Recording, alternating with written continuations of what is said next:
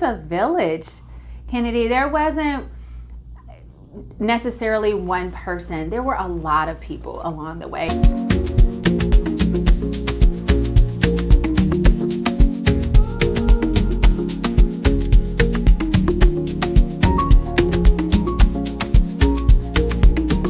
I've treated over 40,000 women in my career. I mean, they would be in tears because when you don't feel good here because of the brain-gut connection, you don't feel good here. It's a bi-directional communication. What I really loved is giving back to the community. But in today's episode, we are going to be interviewing Dr. Asia McCutcheon. Hey guys, happy Sunday. In today's vlog, we are doing another episode of Kennedy's Keys. In today's episode of Kennedy's Keys is going to be a different episode than what we would usually do. What I would usually do is just like give keys and things like that. But in today's episode, we are going to be interviewing Dr. Asia McCutcheon. Now we are going to get in the bio about Dr. Asia McCutcheon. Dr. McCutcheon is a smart graduate of the University of Georgia, where she received a bachelor's degree in chemistry and served as a National Institutes of Health, National Heart, Lung, and Blood Scholar. After completing her medical degree at Case Western University in Cleveland, Ohio, Dr. McCutcheon returned to Georgia to complete her internship and residence at University Hospital in Atlanta. Dr. McCutcheon entered private practice in 2010. She is a partner-level physician at Atlanta Gastro.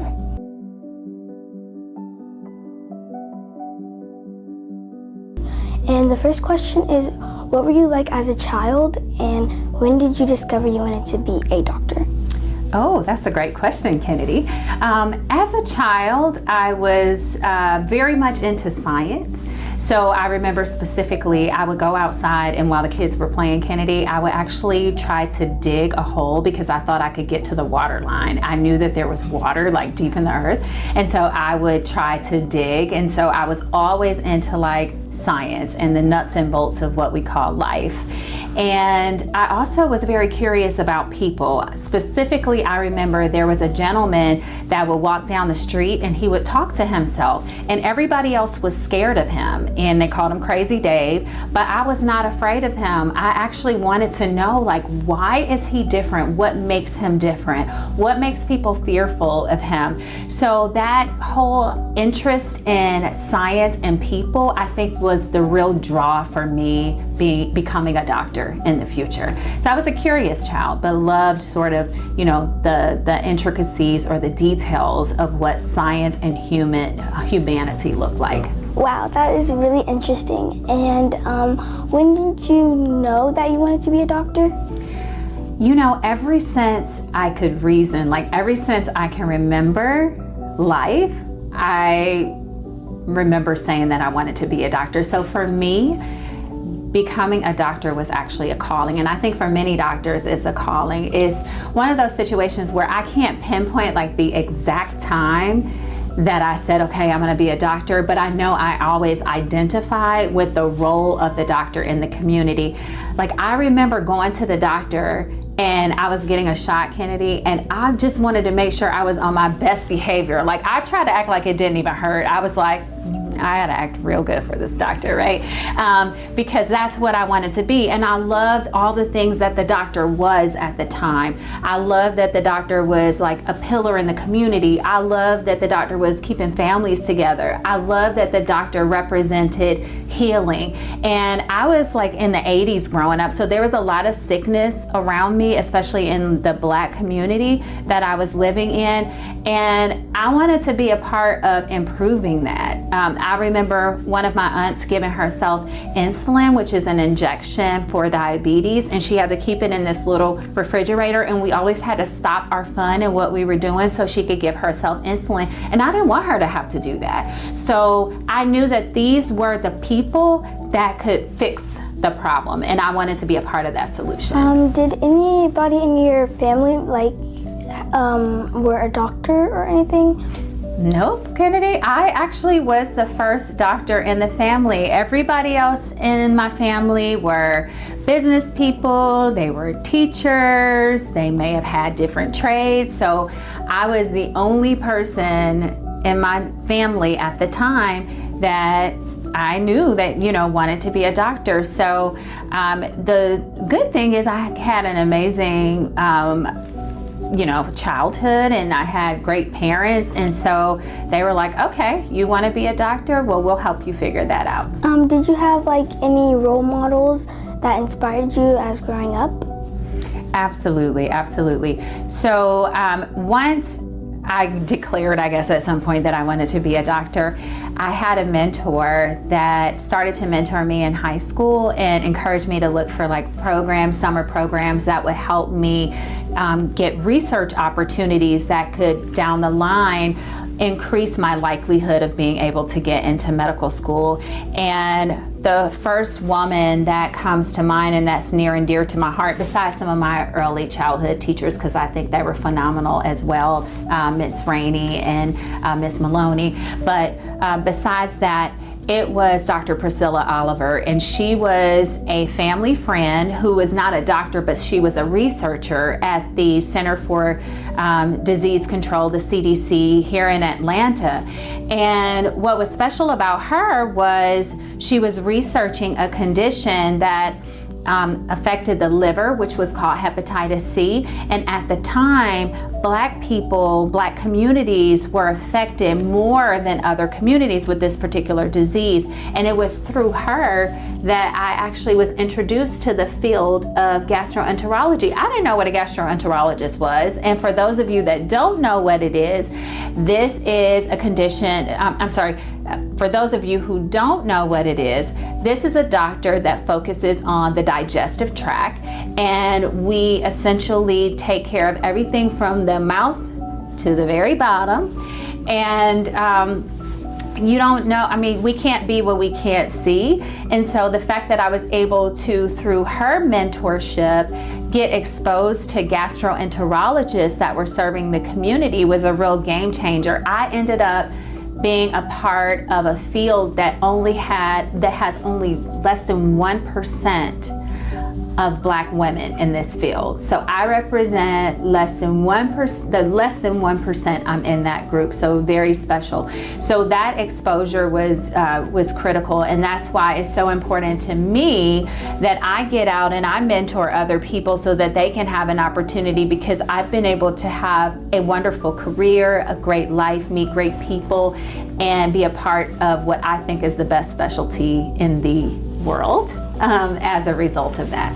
In school, what kind of student were you and what kind of grades did you make? In school, what kind of grades did I make? Okay, Kennedy, I was pretty much a straight A student. I was a gunner. I am one of these secret nerds, so I love learning, and I was also pretty hard on myself. I would beat myself up if I got a B type of student, but I also was pretty social, so I balanced my academics with a lot of social clubs. And what I really loved is giving back to the community. So those beta clubs, those clubs that actually went out and did things for the community, Habitat for Humanity, all of those things, I was a part of those. I was in too many clubs. I actually had to balance my calendar, and I remember having a little calendar at home when I was younger because I love to get out and do those things. So that was the type of student I was.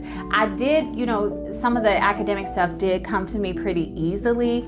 So sometimes I get out and, get involved in some of the social things, like a little bit of partying as I got older that maybe if I had not had so much free time, I wouldn't have done.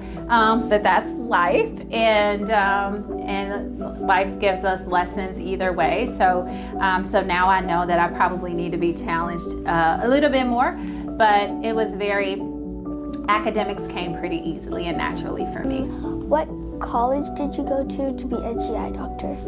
I went to the University of Georgia. So the training to be a GI doctor, it is very long, but so worth it. And so I always tell people that the time is going to pass by anyway. So would you rather keep doing something that you don't want to be doing in 10 years, or would you rather work towards what you want to be in the future? And so my journey, I did my undergraduate degree was at University of Georgia, and then I went to medical school at Case Western Cleveland Clinic program, which is in Cleveland, Ohio, where I'm originally from. And then I came back to Atlanta and did my residency at Emory University.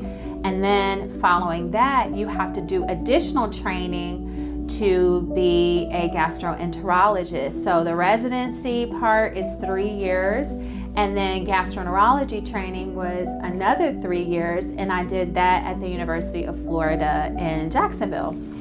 So then I finally finished all of that, which is, if I'm doing the math right, we had 3 years of undergrad instead of 4, because remember I was a gunner, so I actually cut off a year. I shaved off a year there, so I had 3 years there, 4 years of medical school, that's 7 years, 3 years of residency, which is 10 years, and then another 3 years for fellowship, so that's 13 years. Oh, but Kennedy, don't worry, I had fun during this 13 years.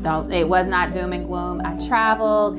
I realized that I was still a student, so I didn't feel like a big burden to work regular jobs during this time. I would do some odds and end things to just have a little bit of extra income, but I had a really good time, and I enjoyed the entire journey. Well, that's a lot. And who was your supporter for all those 13 years? Ooh, it takes a village, Kennedy. There wasn't necessarily one person. There were a lot of people along the way, and I think it's important to acknowledge even the small favors, because I had a family pretty early, and what that meant was that if I was going to miss school, then somebody might have to watch my daughter, and because I didn't wait until later, because I knew that I didn't want to delay having a family necessarily because of the long training. And some people do. There's no right answer to this, so don't get me wrong, I'm not knocking either way, but for me, I had a family, and so throughout that journey, my parents were supporters, my uncles, my cousins, my friends. There are some times where you need to just pick up the phone and maybe vent. So everybody is important. I had a church family. I had community leaders that were important. So everybody plays a role in our success. And I think it's important that we acknowledge that it's an entire village. It's not just one person. As well, so a lot of this would probably not even be possible. So yeah. As a GI doctor, what was some of the hard things you had to deal with? So I will answer this question in 2 parts. When I was training, we had these hours, we had some work limitations, and it used to be no work hour limitations when you're training, so doctors could stay at the hospital for days. So we had what was called an 80-hour work week, but the hardest part of that is I'm not a nighttime person at all. I'm a morning person, I'm up, I'm ready to go at 5 o'clock in the morning. And so me having to do night shifts and switch my whole rhythm of how I normally operate, which is called your circadian rhythm, that was very, very challenging for me. And fighting through being tired was also challenging. Nowadays, I don't have those same challenges as a GI doctor. We do take calls, so there are some nights involved, but we can kind of balance that out. The toughest thing for me now is still delivering bad news and also losing people that I've established a relationship with. I don't think that will ever get easier for me, and I don't want it to, because honestly, It's what keeps you motivated to have good outcomes. It's what keeps you hungry to continue to learn more about how to be an effective part of the healing process. So when you were doing the night shifts and things, did you get any time to sleep? If there were no patients at the time, then we had like a call room, so we could go upstairs. Like we had a call room at the top of Grady Hospital, for example. And if there was no patients that you had to bring in and admit, then you could take a nap during that time. And then you had to pray that you had enough time to recover in case you did get like a lot of admissions after that. So it was choppy, it was broken sleep, and I like my continuous 7 to 8 hours of uninterrupted sleep, and I didn't have the ability to do that at the time. It was a big sacrifice that we have to make. So do you have any like tips or advice for someone like me? Because I want to be a doctor when I get older, but I really don't like have any advice. Yes, I have a lot of advice for you. Let's see. Let's start by acknowledging the fact that I'm super proud of you for identifying that you want to be a doctor. That is where we need to start. You have a goal that you've already set out, you've put it out into the universe, and now people know what you want to do. And what that allows you to do is start connecting with those around you, those in the community that might be able to help you get there, those people that might be able to mentor you, people you might be able to come shadow, like myself, because of course I want you to be a gastroenterologist, so we can improve on that 1% number. But just putting it out there and saying, this is my goal, this is what I'm going for, and like write it in places, like stick it up on the mirror. One of the things that I used to do is I knew what type of life I wanted to have also. I knew what house I wanted. So when I would get really tired, Kennedy, I would pull into like the neighborhood that I aspired to live in, and I would study right in front of these houses. Now nowadays they might call the police, but that's what I used to do. I would study outside of the environment that I wanted to be a part of, the community that I wanted to live in. So that's one tip is, putting it out there and keeping it front and center in everything that you do. The second thing is knowing that you're special, like you're a special person for wanting to be a healer, for wanting to be a doctor. And so what that means is sometimes what everybody around you is doing, you may not be able to do those things because you need to do things that are going to get you closer to being able to be a doctor. So what that leads me nicely into is number 3, which is being a good student. So, there is some studying that's involved here, and there's some testing that is involved. There is a standardized scoring, a standardized test, which is called the MCAT, and that is one of the determining factors as to whether you get into medical school or not. So you need to prepare for that test. That means that all of the education that you're getting right now will ultimately lead you to being a better test taker. So paying attention in school, like being okay with being the nerd in the class, learning from your teachers, and really realizing that smart is actually winning. Being smart is actually winning despite what you hear and despite what you see is also a big tip that I have for you. Thank you for your advice. You're welcome. So you're like a doctor, so how do you balance being a doctor, a wife, and a mother? It is a balancing act, that's for sure. We have like moved away from the word balance, and it's really more about harmony. So because there are times where I'm not able to be at home as much as I would like to. So the perfect balance, like if you think about a scale, is like it has to be like 50-50, right? Like I'm a mother wife or my family life and then my work life. And that's not always going to be the case that they're balanced. And I had to acknowledge that so that I don't beat myself up if I have to miss something. It's like, essentially, am I finding joy in the things that I'm doing. So when I'm at home though, what I do try to do is be 100% at home, meaning I'm not carrying over my work life into my home life. And it's not easy to just cut things off, but I make a conscious effort to make sure that I'm present when I am with my family, when I am, at my son's games, when I'm at my daughter's, cheering events and things like that. Like I want to be focused on that part of my life. But when I'm at work, I need to be focused at work as well. And so in order to do that, I can't be angry. I can't carry my family life now into this part, right? Because I need to listen to my patients, and I need to, with a clear mind and with good conscience, I need to be able to hear them, connect with them, and I can't have this background noise of what happened at home go into their visit. It can't spill over into that aspect of my life either. So having a little bit of harmony between all of those different things is what I strive for. And there are times where I'm like, you know what, I need to cut back at work and I need to be at home a little bit more. There are times where I do that, and fortunately in my practice I can make some adjustments in order to do that. But it's not always the case that everything is going to be perfectly balanced, and I'm okay with that. And one of the things that I tell my family is, listen, there are people that love to cook.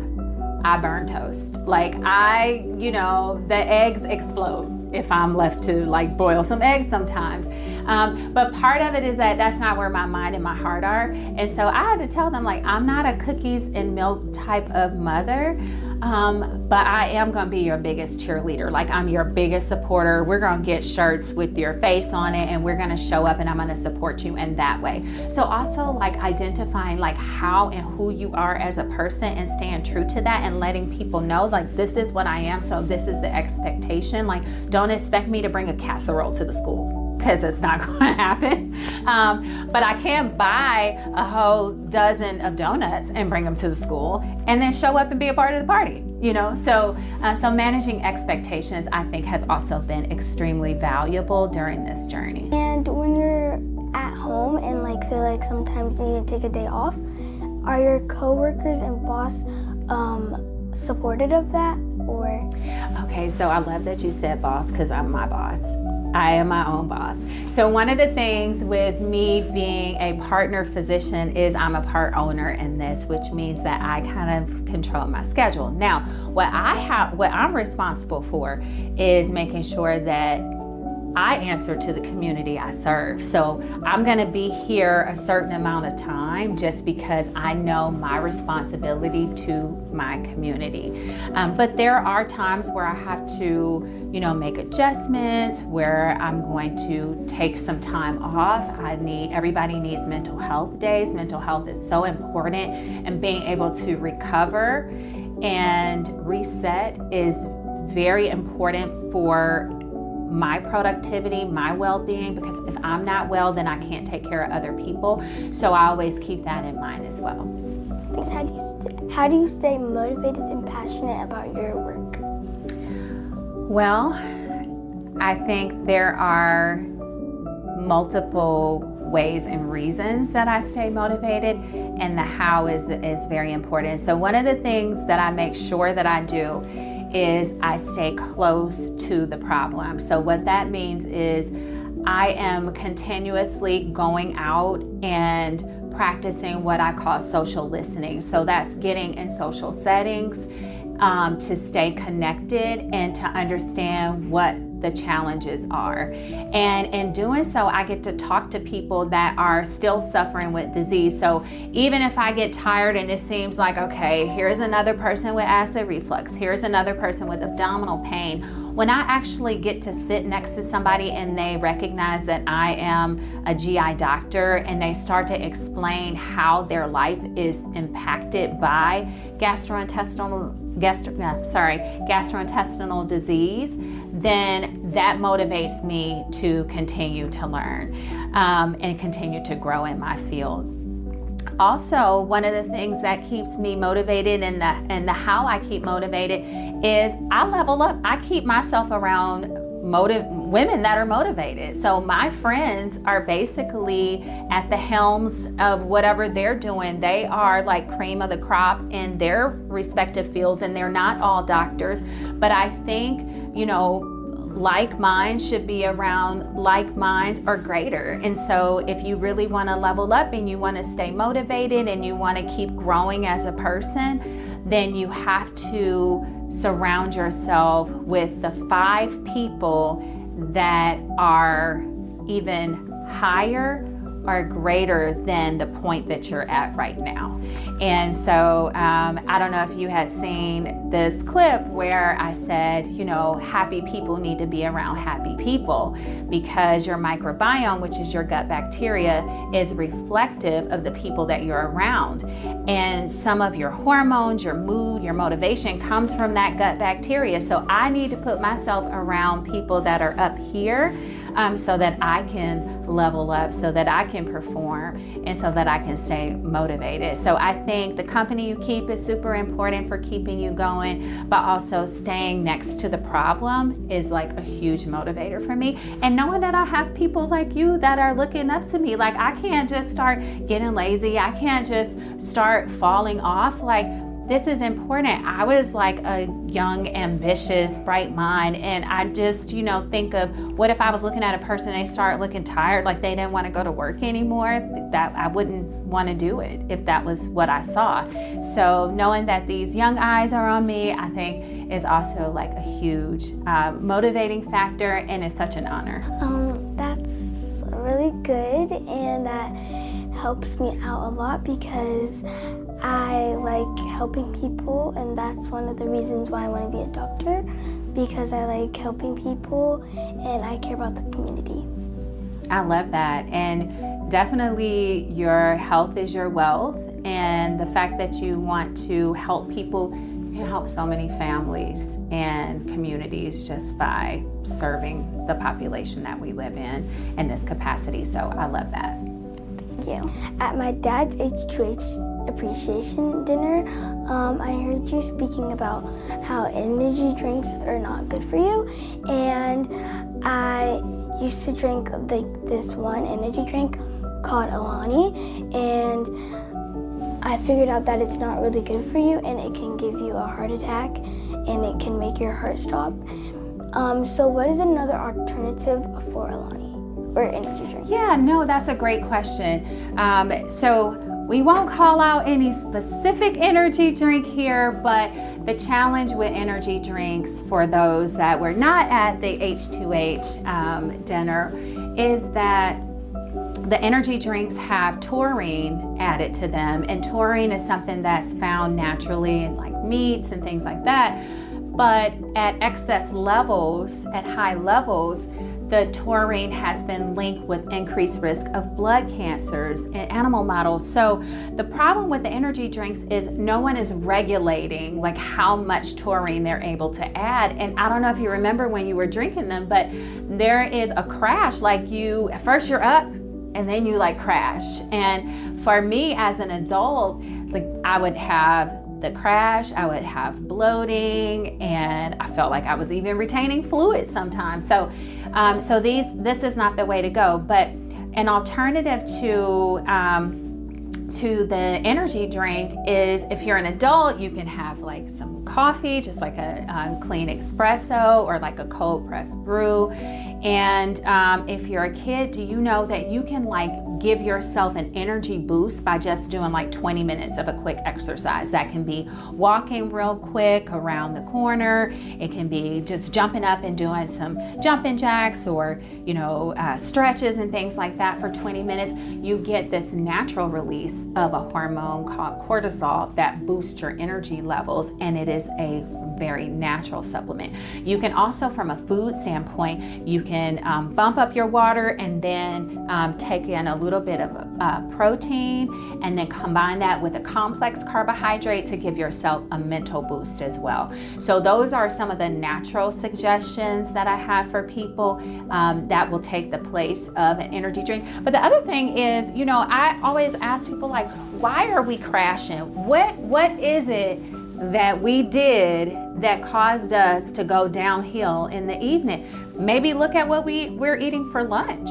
If we go to lunch and we have all this processed food, Kennedy, we probably are going to crash because it's causing our insulin levels, which is regulating our blood sugar levels, to bounce all over the place. So if we can just clean up our diets, we probably won't be crashing as much. If we can get appropriate sleep at night, then we also probably won't be crashing as much. So I'm always I'm the type of doctor that likes to look at the root of the problem. And so, and by the way, I have a new book coming out soon, and that particular book does focus on the roots to wellness, and it's called Your Gut, Your Garden. And so I'm excited about that book because it's going to address all of these different things: the processed foods, the people we're around, what our lifestyle looks like, how our past can basically impact our gut health, and like how our gut remembers the past, but it's not over because you can always harvest a new garden. So that's the premise of the book, and it's going to address some of these questions that you have and many others may have as well. Okay, guys, don't forget to check out Your Gut, Your Garden. After thousands of stories, I had to share my learning. Once you read through it, you immediately want to share your experience. That's how you know something's working. Obsessed is an understatement. And do you know when it's coming out? Yes, so we are actually taking pre-orders now. And then our official book release will be on August 1st. So I'm super excited about that. Will it be at a store or will it be online? Oh yeah, you can find it on Amazon. So it's going to be in multiple forms, including an ebook. It'll be on Kindle, and then we'll have our hardback as well. Like me and a lot of other people, especially people like in my class, like hot Cheetos and Takis and things like that. So like, what is a thing that Takis have in it that makes it so bad for you? Okay, so I'm gonna ask you this. When you have that food, does it seem like it's a fruit or a vegetable? No. Do you think it has nutritional value? No. Yeah, so it just really doesn't have nutritional value, and it falls into the family of foods that are ultra processed, and they have all of these chemicals and dyes in them to make them the color that everybody wants to see.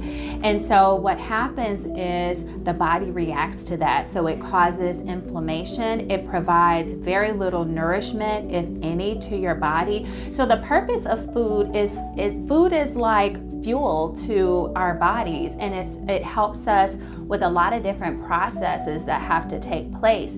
And so what is happening with all of these types of ultra processed foods is we're getting inflammation. It's linked with cancers, these different dyes. Our bodies do not know how to process them, and we are getting our immune systems very confused.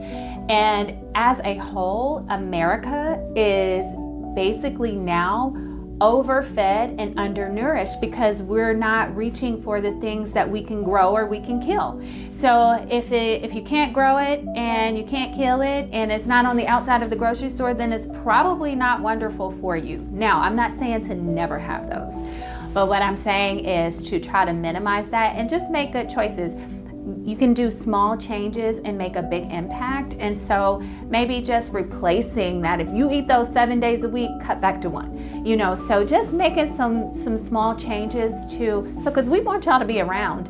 And we didn't have this when I was growing up. We did have some chips and things like that, but the way that things are processed, even the chips that I had, when I go and try to purchase them now, they don't even taste the same.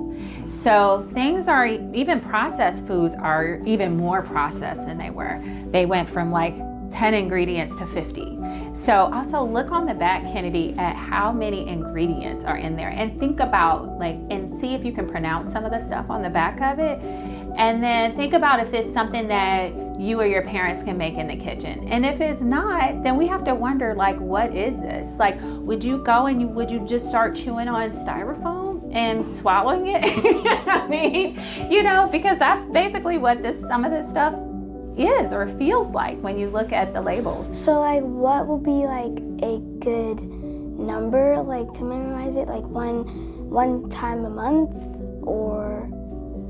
Yeah, so I think everybody's goals are different. So if you're only doing it one time a month, then you may not have the same problem as somebody that's doing it 7 days a week. So I think in general, there is no science behind this, but to be consistent, I would say let's cut by 50%. So let's cut our consumption in half of this junk food. I think that's a good place to start. But with my patients, I like to personalize and individualize the approach to their care, because it's not a one size fits all. Even when I have people that are smoking, for example, if they smoke cigarettes, then I'm like, okay, what stage are you in with this whole smoking habit? Because if somebody's been smoking since they were a childhood and now they're 70, I'm probably not going to get them down from 2 packs a day to nothing overnight. So it needs to be a gradual process, and together we come up with a plan. So I would suggest the same. Cut it by 50%, try to be intentional about that. Keep a calendar, keep somebody, get a partner that holds you accountable, and then you do it together, and it can be like a challenge. So my question that's not really serious is, what is one thing you miss about your childhood? Ooh. What is one thing that I miss about my childhood? Honestly, I think it's just not having all the responsibility. I have a lot of responsibility, and I'm grateful, heavy as a head that wears the crown. But I want to just get up and, have somebody tell me where I'm supposed to be and prepare my meals for me, and not have to worry about all of the adult things in life that I have to concern myself with now. So I think just that freedom to be, that freedom to dream is something that I do miss about childhood. Well, to me, I feel that you're very lucky that you're adult, because me personally, I don't want to be a child. Really? You're ready to be an adult already? Yes. What is the biggest factor behind that? It's the opposite of yours. I want to have my own responsibilities. Oh, I love that. I love that. Yeah, I can see that. You do have, you can take on some responsibilities now, and you are, because, you have a whole show. But I think outside of that, it's going to come, and guess what? You only get a little bit of time for being a kid, and then the rest of it, you will be an adult, and you will be responsible, and you'll be in control to a certain extent. And so, yeah, you've got a long road ahead that you hopefully, God willing, you'll have an opportunity to do that. Yes. And another question is, what is one talent you wish you had? Oh my God. Okay. The one talent I wish I had was I wish I could dance. I don't know what happened. I can sing. I can doctor. I'm a good communicator, but I cannot dance. And I have tried. I've gone to my friends' dance classes. I've done all the things to try to improve this, but I don't know, maybe God didn't want me to have that talent, because maybe I wouldn't be a doctor. But it's so crazy, because I will go into certain settings, and they cut on the music, and they are expecting me to cut a rug. They are expecting my Beyonce to come out, and it's just not there. It's just not happening. So I have to shrink and kind of go back out of the crowd, because I'm I don't want their expectations to basically ruin this whole experience here. So yes, I wish I could dance. Can you dance? Yes. Oh my God, you're so lucky. I go to a dance studio. It's Elite Dance Academy, and I do company, which is competition, and I'm very close to my split, but I need to work on it a little bit more. And I have this next year I was gonna get a solo because my teacher said I was a really good dancer. Oh, you're a wonderful dancer. You are not just a dancer, you are a competitive dancer. See, that is something that I wish I could do. But hey, we've got people like you, so everybody doesn't need to do everything and can't be everything. So I'm gonna take my little talents and just pray that in the next lifetime, I can dance just like you. I wish I could sing. Well, see, there you go. But hey, some people can do both, right? But you can go far with your dancing too. Well, thank you for making your time, and I really appreciate it. I'm so glad that I got to meet a GI doctor for the first time, and yeah, I hope you guys don't forget to subscribe, like, share, and comment, and I'll see you guys later.